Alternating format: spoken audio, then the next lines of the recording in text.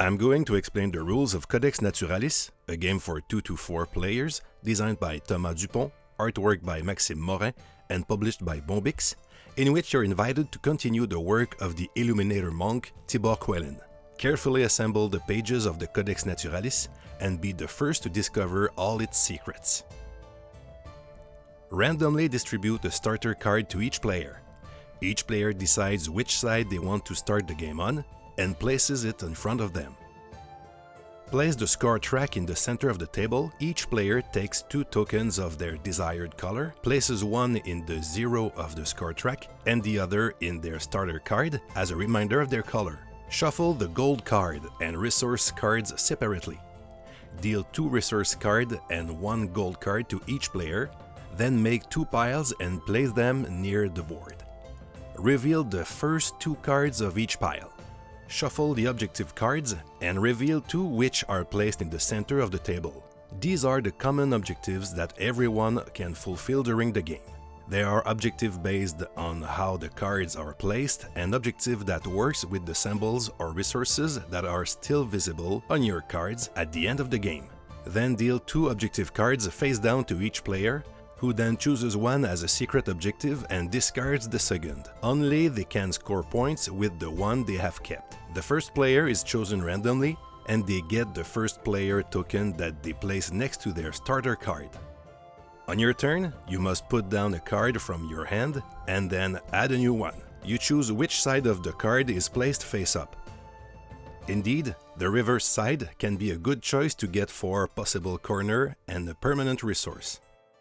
To place a card, you must ensure that the illustration is facing toward you and that the card you wish to place it on has a visible corner. It is possible to place a new card on 2 corners of other cards that all have a visible corner,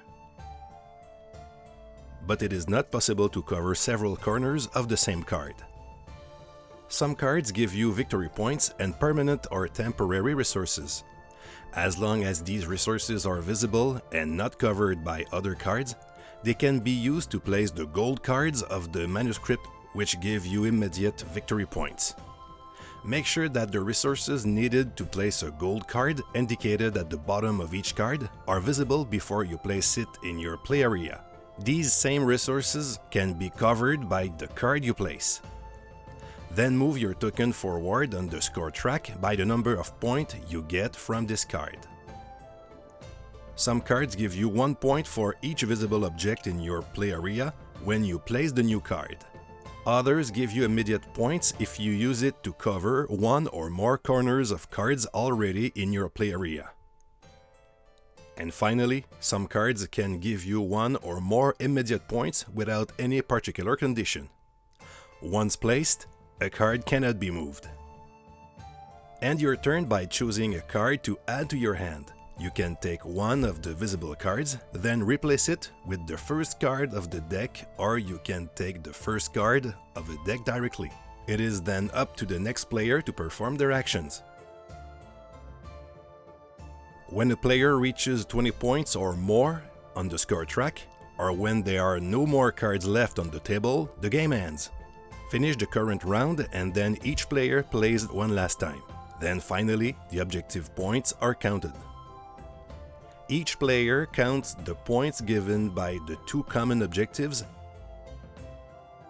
and their secret objective and add them to the score track. An objective can be completed more than once, and the same card can be used to validate 2 different objectives, but can only be used once for the same objective. The player with the most points wins the game. Have a good game!